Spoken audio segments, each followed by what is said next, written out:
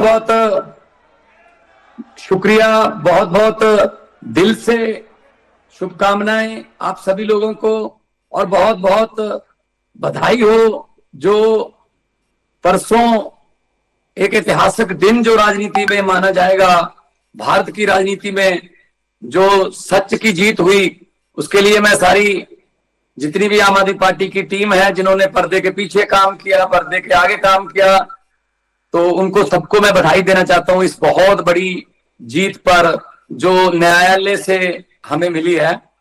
अरविंद केजरीवाल साहब बैठे हैं, गोपाल राय जी बैठे हैं, मनीष सिसोदिया जी बैठे हैं, सौरभ भारद्वाज जी बैठे हैं, और संजय सिंह जी अभी बोल के गए हैं, और जितनी भी दुर्गेश भी नजर आ रहे हैं, सभी जितने भी आम आदमी पार्टी की टीम की जो रीढ़ की हड्डी है वो सब बैठे हैं।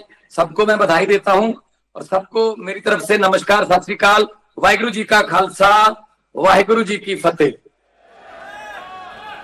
दोस्तों, कैसा संयोग है कि जब भी आम आदमी पार्टी पर कोई मुसीबत आन पड़ती है तो आम आदमी पार्टी दुगनी चौगनी होकर उस मुसीबत से उभरती है। और पता नहीं क्यों कुदरत, पता नहीं क्यों भगवान हमें उसी पेड़ के नीचे ले आता है जो आम आदमी पार्टी का बर्थ प्लेस है, जन्म स्थान है, इसी जंतर मंत्र पर ले आता है भगवान। ये प्रोग्राम, ये आज का जो प्रोग्राम है, ये पहले से ही तय था, लेकिन जज साहब का फैसला ऐसा आ जाएगा ये हमें पता नहीं था। तो आज हम लोगों को एक मौका मिला है ये बताने का पूरे देश को कि सच सच ही होता है। सच बोलने का सबसे बड़ा फायदा एक होता है कि उसको एक बार बोलकर दोबारा याद नहीं रखना पड़ता। जहां भी बोलोगे सच ही बोलोगे। झूठों को याद रखना पड़ता है कि पिछली बार क्या कहा था, अब इस साल क्या कहें। कई बार वो जीएसटी का विरोध कर चुके हैं, बाद में जीएसटी लगानी पड़ गई। कितने फैसले हैं मोदी जी जिनका विरोध करते थे, बाद में उन्हीं को बदलना पड़ गया अपने फैसलों को। पहले झूठ बोलते थे, तेल की कीमतों पर बोलते थे मोदी जी कि इतनी बढ़ गई हैं, अब अभी तेल की कीमतें उससे भी ज्यादा बढ़ गई, अब कह रहे हैं ये मास्टर स्ट्रोक है। तो ये जो आम आदमी पार्टी की नींव रखी गई थी, जहां जिस पेड़ के नीचे, नीम के पेड़ के नीचे, गोपाल भाई भी इसका जिक्र कर रहे थे, उसी जगह पर आकर हम आज फिर एक बार ये प्रण करते हैं कि देश की राजनीति को बदलने आए हैं, देश की राजनीति में ईमानदारी भरने आए हैं। देश की राजनीतिक पार्टियों का मैनिफेस्टो जो नफरत और धर्म की बातों से भरा रहता था, उसमें हर पार्टी के मैनिफेस्टो में स्कूलों की बात, अस्पतालों की बात, बिजली की बात, रोजगार की बात, इंफ्रास्ट्रक्चर की बात, ये बातें अरविंद केजरीवाल जी ने लिखने पर मजबूर किया है दूसरी पार्टियों को। नहीं तो धर्म और जाति के सिवा और कुछ करते ही नहीं थे। तो अरविंद केजरीवाल जी हमारे लीडर हैं और उन्होंने बता दिया है कि अगर कुछ भी तय कर ले इस देश का नागरिक, इस 140 करोड़ अगर तय कर ले कि ये काम करना है तो हो जाता है। भगवान साथ देता है, सच्चे लोगों का भगवान साथ देता है। तो आज इस मौके पर मैं आप सबको यही कहना चाहूंगा कि ये अब सारे देश में, पूरे देश में जाकर हमें बताना होगा, अपने रिश्तेदारों को, दोस्तों, मित्रों को आप भी फोन करिए कि भाई ये सच की जीत हुई है। कैसे इन्होंने षड्यंत्र रचा। साहब को किसी ने जाके बोल दिया जी अस्पताल बहुत अच्छे हैं, अरविंद केजरीवाल की सरकार ने अस्पताल सरकारी बहुत अच्छे कर दिए, तो प्राइवेट वाले अस्पताल वाले जिनसे हमारा धंधा चलता है वो हम पर प्रेशर डाल रहे हैं जी, हमारे पास तो कोई आ ही नहीं रहा, हमारे जैसा इलाज तो सरकार ने फ्री कर दिया है दिल्ली के अस्पतालों ने। तो साहब ने पूछा होगा ये किसने बनाए, सतिंदर जैन ने, सर अंदर कर दो। सतिंदर जैन अंदर कर दिए। फिर किसी को बोला, साहब के पास कोई आया, साहब ने, मोदी जी को किसी ने बोला कि जी स्कूल बहुत अच्छे हो रहे हैं दिल्ली के, लोग प्राइवेट स्कूलों से बच्चे निकालकर सरकारी में दाखिले दिलवा रहे हैं। सर प्राइवेट स्कूल वालों से जिनसे हम चंदा लेते हैं, फंड लेते हैं, वो कह रहे हैं किस बात का फंड दें, सारे बच्चे तो उधर जा रहे हैं, पढ़ाई एक जैसी हो गई, उधर फीस माफ है, हमें कोई फीस कौन देगा। तो मोदी जी ने पूछा होगा कितने बनाए, मनीष सिसोदिया ने, अंदर कर दो, जेल में डाल दिया जी। उसके बाद किसी ने कहा होगा जी अरविंद बिजली फ्री कर दी है और लोगों को आम आदमी क्लिनिक मिलने लगे हैं, लोगों को दवाई फ्री मिल रही है, बिजली फ्री है, इंफ्रास्ट्रक्चर बन रहा है, पुल पे पुल बन रहा है, ये बजट बहुत 30,000 करोड़ से 60,000 करोड़ पर चला गया है। तो सर इलेक्शन में हमें जाना मुश्किल हो जाएगा, किस मुंह से जाएंगे। तो मोदी जी ने कहा होगा कोई घोटाला ढूंढकर अरविंद केजरीवाल को भी अंदर कर दो, उसकी टीम को अंदर कर दो, अंदर कर दिए सारे। तो लेकिन पेशी भुगतना बहुत मुश्किल है। हमारे देश में जो सजा होती है वो शायद इतनी कड़ी नहीं होती, लेकिन तारीख पे तारीख, तारीख पे तारीख, तारीख पे तारीख बहुत मुश्किल होती है, वही सजा होती है असल में। बहुत तारीखें भुगती अरविंद जी। जिस वक्त सारी पार्टी का थिंक टैंक अंदर था, आप पांचों नेता अंदर थे, मुझे पता है कि उन दिनों में जालंधर का बाई इलेक्शन आ गया और कोई भी डिसीजन मेकिंग अथॉरिटी जो थी हमारी, उसमें सारे जेल में थे, मुझे पता नहीं चल रहा था कि अब कैसे करें क्या करें। फिर भी हम बी टीम जो हमारी थी, हमारा बैकअप टीम थी, उनके साथ मिलकर काम चला रहे थे।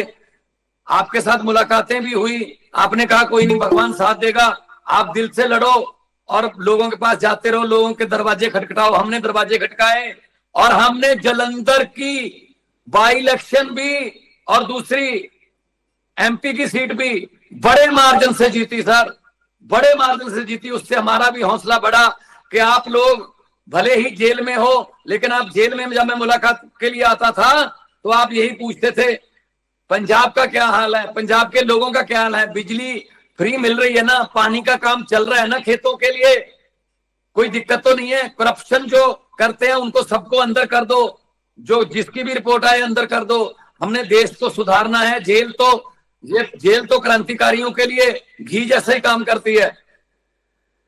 जब भगत सिंह जी को जेल हुई, उससे पहले जब असेंबली में बम फेंकने आना था तो भगत सिंह का नाम नहीं था सर बम फेंकने वालों की लिस्ट में। भगत सिंह ने जब लिस्ट पढ़ी तो उसने नीचे अपना नाम लिख लिया। तो चंद्रशेखर आजाद जो कि नौजवान सभा के प्रधान थे, तो उन्होंने कहा भगत क्या कर रहे तुम, क्या हो गया तुझे, आपको पता है कि ये नाम जो आपने लिखा है आप खुद ही, हमने गिरफ्तारियां देनी है इन लोगों ने, आप पर सांड्रस के कत्ल का मुकदमा चलता है, तुझे लाहौर ले जाएंगे और फांसी हो जाएगी। तो भगत सिंह ने कहा पंडित जी मुझे पक्का पता है, मुझे पकड़ के ले जाएंगे, लाहौर ले जाएंगे, 302 का मुकदमा कर देंगे, लेकिन पार्टी, हमारी नौजवान सभा पार्टी की थोड़ी लहर मट्ठी पड़ गई है, थोड़ी पार्टी को उभरने की जरूरत है, पार्टी की लहर को, पार्टी के कामों को। तो इनमें से अंग्रेजी सिर्फ मैं ही बोल सकता हूं, जितने भी बम फेंकने जा रहे हैं उनमें अंग्रेजी सिर्फ मैं ही बोल सकता हूं। मैं वकील नहीं करूंगा, मैं खुद वकील बनूंगा, अंग्रेजी में मैं बहस करूंगा और मीडिया को कोर्ट में बुलाएंगे, मीडिया को कोर्ट में बुलाएंगे तो वो जो मैं बहस करूंगा वो छपेगी और बाहर प्रिंट मीडिया में जाएगी, इससे हमारी पार्टी को बूस्ट मिलेगा। सर वही हुआ और पूरे देश में भगत सिंह, राजगुरु, सुखदेव की धूम मच गई कि कैसे कमाल के नौजवान है जो देश के लिए अपनी जवानी दांव पर लगा रहे हैं। सर हिस्ट्री रिपीट कर रही है अपने आप को। आपने भी जेल से हमें ऐसे ही मैसेज दिए थे कि भगवान झुकना नहीं है, इनके सामने झुकना नहीं है, जो एक्शन लेना है इनके खिलाफ लेना है ले लो, लेकिन झुकना नहीं है। आम आदमी पार्टी और बड़ी बन के निकलेगी। सर कल परसों जब फैसला आया तो आम आदमी पार्टी नेशनल पार्टी बन के निकली है। मैं अभी बेंगलोर में हूं, मुझे लोग बधाई देके जाते हैं कि बधाई हो जी, अब आपको कोई नहीं रोक सकता। ये पब्लिक के मुंह की जुबान की बात है सर, कि अब आपको कोई नहीं रोक सकता। अब आप जो दरिया होते हैं सर, दरिया को कोई नक्का नहीं लगता, दरिया अपना रास्ता खुद बनाते हैं। मैं कहना चाहता हूं मोदी साहब, अमित शाह जी, सुनोगे कभी तो सुनोगे ये हमारी खबर। वैसे तो आप खबरें हमारी आने नहीं देते, लेकिन सुन तो लोगे कभी ना कहीं कि किराएदार हैं ये जो गद्दी पर बैठे हैं ना, देश की गद्दी पर, इनको मैं कहना चाहता हूं किराएदार हैं, जाति मकान थोड़ी है, सभी का खून शामिल है यहां की मिट्टी में। भगत सिंह, राजगुरु, सुखदेव, करतार सिंह सराभा, अशफाक उल्लाह, सभी का खून है। किराएदार हैं, ये जाति मकान थोड़ी है, सभी का खून शामिल है यहां की मिट्टी में। किसी के बाप का हिंदुस्तान थोड़ी है। कुर्बानियां देने के लिए पंजाबी आगे आए, 90% कुर्बानियां हमारी हैं। और पंजाब का आप आरडीएफ का पैसा रोक लेते हैं, 8,000 करोड़। पंजाब को जीएसटी का पैसा नहीं देते। पंजाब में बाढ़ आई, ऐतिहासिक बाढ़ आई, 1600 करोड़, महज 1600 करोड़ अनाउंस किया, वो 1600 करोड़ में से 16 पैसे भी नहीं दिए अब तक। और आप पंजाब में इलेक्शन लड़ना चाहते हैं। और पंजाबियों को, मतलब मैं तो यहां तक भी कह देता हूं कि आपका बस नहीं चलता। जितना पंजाब विरोधी, जितना आम आदमी पार्टी के विरोधी आप बन चुके हैं, आप साइकोलॉजिकली इतना आपको डर लग रहा है। सपने में भी आम आदमी पार्टी झाड़ू आता होगा कि जिस तरीके से आप पंजाब की सरकार का विरोध कर रहे हो, जिस तरीके से पंजाबियों का विरोध कर रहे हो, ये तो गनीमत है कि आपका बस नहीं चलता। वरना राष्ट्रीय गीत जो जनगण मन है उसमें से भी पंजाब निकाल सकते हो आप, कि पंजाब सिंध गुजरात मराठा ना लिखो, यूपी सिंध गुजरात मराठा कर दो इसको। ये तो बस नहीं चलता सर। और खून है हमारा इस मिट्टी में, इस देश को याद करवाने के लिए खून हमारा लगा है सर। जब भी दुश्मन की पहली गोली आती है, सीने पंजाब के तने होते हैं सर सरहदों पर। और आप लोग हमें कहते हो कि पंजाबियों को पीछे कर दो, पंजाबियों को ड्रग में ले जाओ, पंजाबियों को ये कर दो, पंजाबियों को इनका ये रोक लो, वो रोक लो। ऐसे नहीं चलेगा। सरफरोशी की तमन्ना अब हमारे दिल में है, देखना है जोर कितना बाजुए कातिल में है। तो मैं यही कहूंगा, जब मेरे पंजाब से मेरे वित्त मंत्री साहब बैठे हैं, पंजाब से मेरे एमपी बैठे हैं, सर पंजाब हमेशा आपके साथ खड़ा रहेगा। और जिधर पंजाब चलता है ना, देश उधर ही चलता है सर। जब देश को अनाज की कमी हुई, हरा इनकलाब पंजाबियों ने मिट्टी में से सोना उगा दिया सर, देश के भंडार जो है भर दिए। जब पंजाब को आजादी की जरूरत थी, देश को आजादी की जरूरत थी, पंजाबी आगे आए, 90% कुर्बानियां दी और देश आजाद करवाया सर। तो जब आम आदमी पार्टी का भी, पहले आम आदमी पार्टी का जो पेड़ आपने लगाया था देश में, उसमें सबसे पहले 4 हरे रंग के पत्ते पंजाबियों ने ही दिए थे सर। अभी भी पंजाब में सरकार है, आपको 2027 में भी प्रचंड बहुमत से सेंचुरी लगाकर आपको जो है इसका ये तोहफा देंगे हम। और मैं यही कहना चाहूंगा कि झूठों ने झूठों से कहा, बीजेपी वाले आपस में बोल रहे होंगे, झूठों ने झूठों से कहा कि सच बोलो। झूठों ने झूठों से कहा है कि सच बोलो। घर के अंदर झूठों की मंडी है, दरवाजे पर लिखा है सच बोलो। गंगा मैया डूबने वाले सभी अपने थे, गंगा मैया डूबने वाले सभी अपने थे। ये कश्ती में छेद किसने किया है, सच बोलो। तो सच बोलने की कीमत तो चुकानी पड़ती है, लेकिन सच का सूरज कभी छुपता नहीं है सर। और बादलों में छुपकर सूरज वो ऐसे रहता नहीं है, वो निकल ही आता है। अरविंद केजरीवाल साहब, मनीष जी और जितने भी हमारी टीम बैठी है, पंजाब की तरफ से हम आपको एक चट्टान जैसा हौसला देने के लिए यहाँ पे उपस्थित हुए हैं। आप लोग आगे बढ़िए, हम आपके साथ हैं। और पंजाबी जब भी देश पर कोई भीड़ पड़ी है, पंजाबी सबसे पहले आगे आते हैं। दुनिया में जब कोई आफत आ जाए, चाहे वो तुर्की में भूकंप आ जाए, चाहे श्रीलंका में सुनामी आ जाए, चाहे नेपाल में बाढ़ आ जाए, कुछ भी आ जाए, लेकिन रेड क्रॉस की टीम वहां पहुंचे ना पहुंचे, पंजाबियों का, गुरु नानक देव जी का लंगर जो है वो सबसे पहले शुरू हो जाता है सर। तो हम लोग सर्वत्र का भला मांगने वाले लोग हैं, हम लोग कुर्बानियों वाले लोग हैं। गुरु तेग बहादुर साहब का 350वां आप लोगों ने जिस तरीके से शिद्दत से दिल्ली में भी मनाया, उसके लिए सैल्यूट करते हैं सर हम आपको। और हम लोग हिंद की चादर गुरु तेग बहादुर, हिंदू धर्म को बचाने के लिए, कश्मीरी पंडितों की आबरू इज्जत बचाने के लिए गुरु साहब ने कुर्बानी दी है। तो हम लोग हमेशा सच के साथ खड़ेंगे।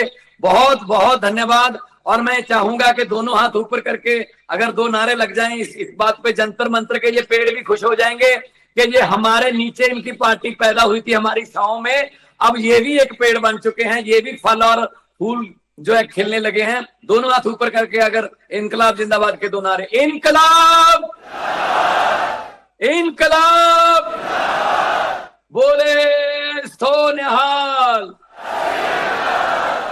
बहुत बहुत धन्यवाद, जीते रहो, बहुत बहुत धन्यवाद।